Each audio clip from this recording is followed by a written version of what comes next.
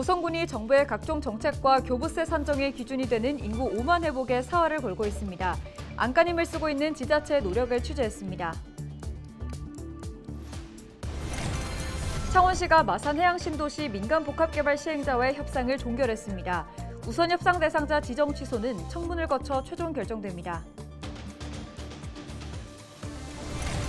올해 경남도의 투자 유치 성과가 역대 최대 실적을 거뒀습니다. 올해 목표치인 7조 원을 초과 달성하면서 민선 8기 누적 실적은 12조를 넘겼습니다. 지난 한 주 우리 지역 국회의원들은 활발한 활동을 이어갔습니다. 서일준, 강기훈, 김태호, 윤영석 의원 소식 국회는 지금에서 전해드립니다.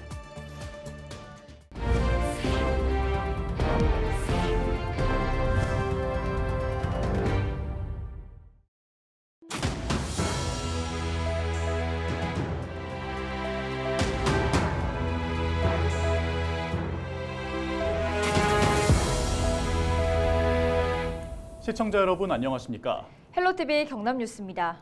고성군이 인구 5만 명 회복에 안간힘을 쓰고 있습니다. 인구 5만 명은 정부의 각종 정책과 교부세 산정을 결정하는 중요 지표이기 때문인데요.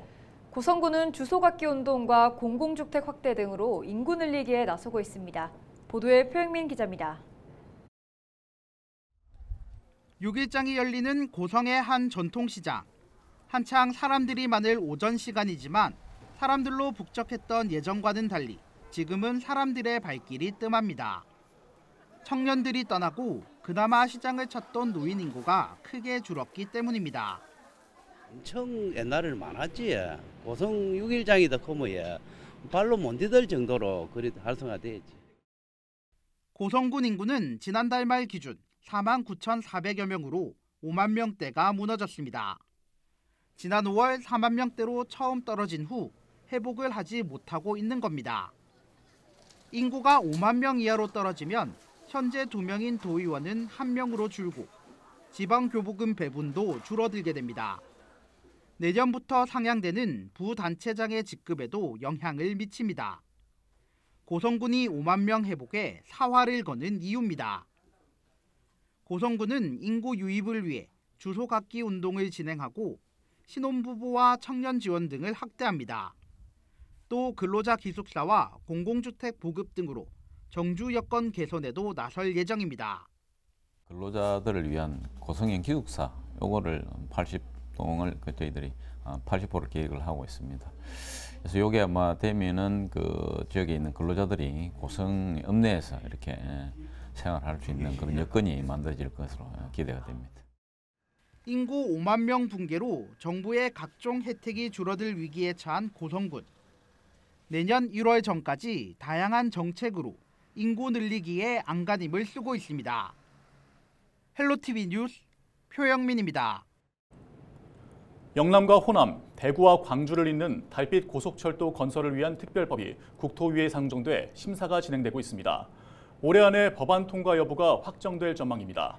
국회의원 261명이 함께 이름을 올려 발의됐던 만큼 법안 통과는 큰 어려움이 없어 보이지만 예타 면제 등에 대한 기재부의 설득은 과제입니다.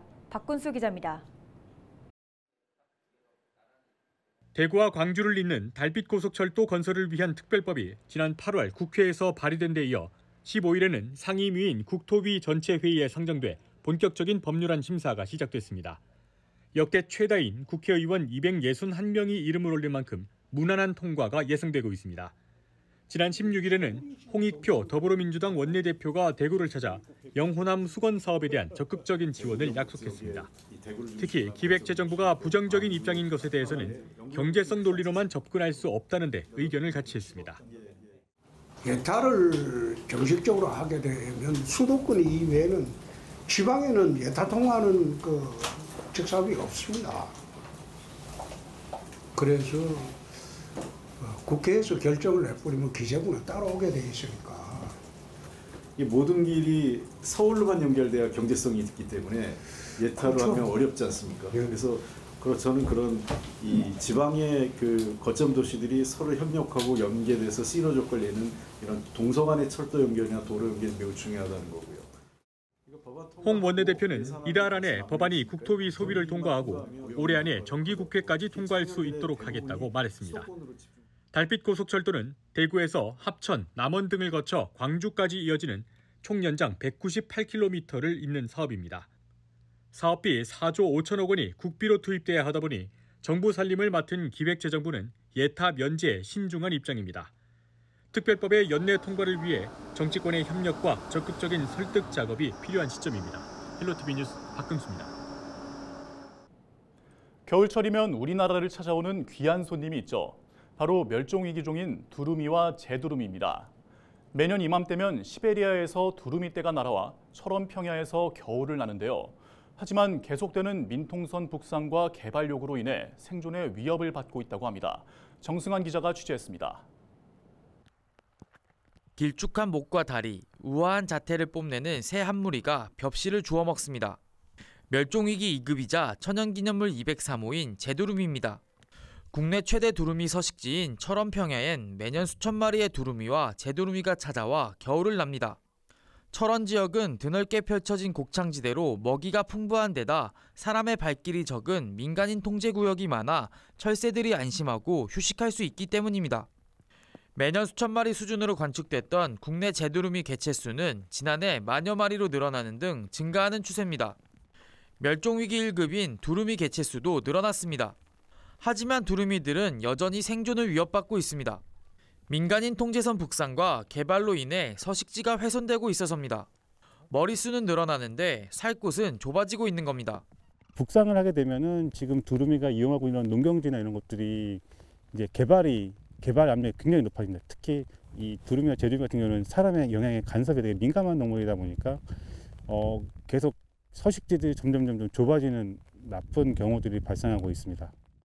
전문가들은 두루미 보호를 위해 서식지를 보존하는 등 대책 마련이 필요하다는 입장입니다. 여기가 사라지면 이 종 자체가 위협을 받게 되는 것이죠. 그래서 이 DMZ 자체는 문화적으로도 우리에게 큰 의미가 있는 지역이기도 하지만 생태적으로 많은 동식물들의 서식지로서 큰 가치를 가지고 있습니다.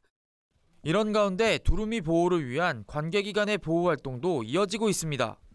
한전은 최근 낙뢰 방지용 금속선을 철거하는 등 두루미의 전기줄 충돌 사고 방지를 위한 정비를 완료했습니다. 두루미 보호를 위해서 전선과 전선 사이에 가공지선을 철거를 하였고요. 그리고 미연 표지판을 288개를 설치하여 두루미가 전선을 충분히 식별할 수 있게 조치하였습니다. 겨울철이면 우리나라를 찾아오는 반가운 손님 두루미. 손님 맞이를 위해선 관계기관을 비롯한 우리 모두의 관심이 필요해 보입니다. 헬로티비 뉴스 정승환입니다.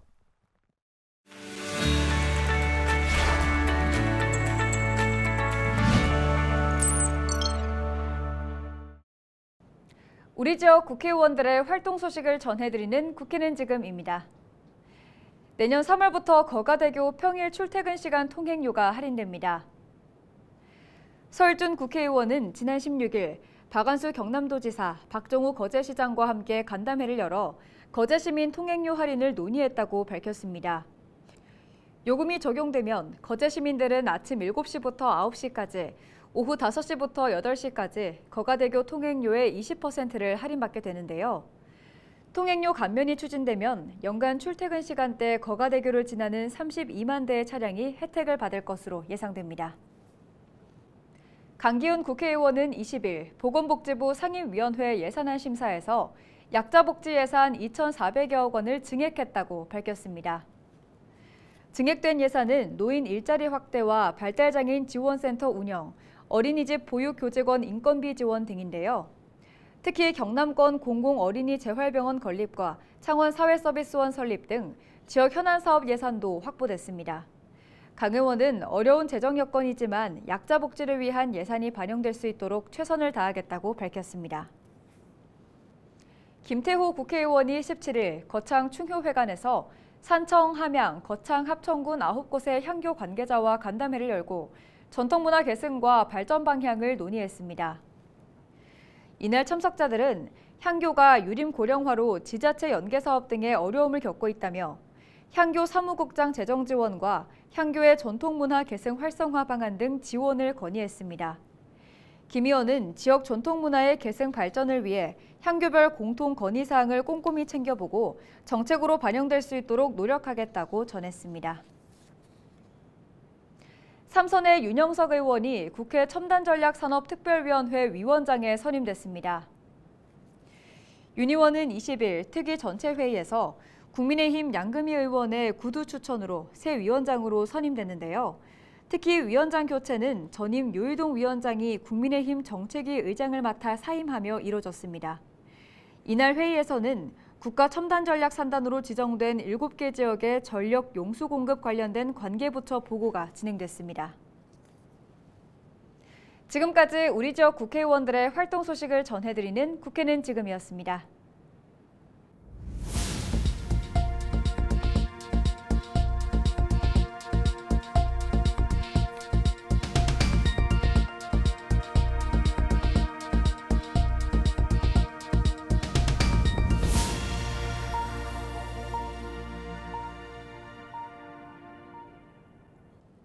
(21일) 아침 6시 15분쯤 거제 장목면 유호리 거가대교 인근 해상에서 4톤급 낚시 여선이 좌초됐습니다. 사고 당시 배에는 선장과 승객 등 10명이 타고 있었지만 모두 구조됐으며 인명피해는 없었습니다. 창원해경은 진해 명동항을 출항해 조업지로 가던 낚시 여선이 바닷물에 잠겨있던 암초에 걸린 것으로 보고 정확한 사고 원인을 조사하고 있습니다.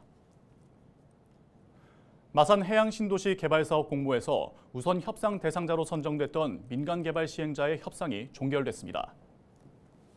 창원시는 21일 공모 선정 2년여 만에 민간개발 시행자와의 협상을 종결하고 우선 협상 대상자 지정을 취소했다고 밝혔습니다. 시는 시행자와 올해 11월까지 14차례의 협상을 진행했지만 숙박시설 용도 변경 등의 이견을 좁히지 못해 최종 종결을 통보했다고 밝혔습니다. 민간 개발 시행자의 우선 협상 대상자 지정 취소 여부는 청문 절차를 거쳐 최종 결정됩니다. 경상남도가 역대 최대 투자 유치 성과를 거뒀다고 밝혔습니다. 경남도는 21일 10월 말 기준 도의 투자 유치 실적은 8조 8,676억 원으로 올해 목표치인 7조 원을 초과 달성했다고 설명했습니다. 민선 8기 출범 이후 누적 투자 유치 실적으로는 12조 4,204억 원입니다. 도는 투자유치 자문위원회 설치, 수도권의 지역 최초의 투자청 설립, 파격적인 인센티브 제공 등 역량을 집중한 점이 영향을 미친 것으로 분석했습니다. 이와 함께 성과가 항공기계 등 기존 주력 산업은 물론 관광과 2차 전지와 같은 신산업 분야에서도 이루어진 만큼 앞으로 산업 생태계 다변화를 기대했습니다. 더불어민주당 경남도당은 21일 R&D 예산 삭감 정책 대응 토론회를 열고 예산의 원상 회복을 촉구했습니다. 이번 토론회는 예산 삭감에 따른 문제와 대응 방안을 모색하고 창원 국가산단과 국책연구원 등 지역에 미치는 위기를 공유하기 위해 마련됐습니다. 참석자들은 주제 발표와 토론을 통해 R&D 예산 삭감이 불러올 과학계의 위기, 안정성 감소 등을 우려하며 예산의 원상 복구를 요구했습니다. 통영지역 방문객이 지난해 9월 야간관광 특화도시 선정 이후 증가한 것으로 나타났습니다. 통영시가 한국관광공사의 데이터랩을 분석한 결과 지난해 11월부터 1년간 1,600만 명이 넘는 외부 방문객이 통영을 다녀간 것으로 집계됐습니다. 이는 전년 같은 기간보다 방문자 수는 1.2%, 숙박 방문자 비율은 1.5% 증가한 것으로 특히 외국인 방문객이 600% 증가해 15만 5천 명 넘게 찾았습니다. SNS에서 통영 언급량도 34.7% 증가했습니다. 통영시는 야간관광 특화도시 사업을 통한 활성화 노력이 체류형 관광 등의 성과로 이어진 것으로 분석했습니다. 창원시가 산하기관인 창원 레포츠파크 이호국 이사장에 대해 직무정지 처분을 내렸습니다.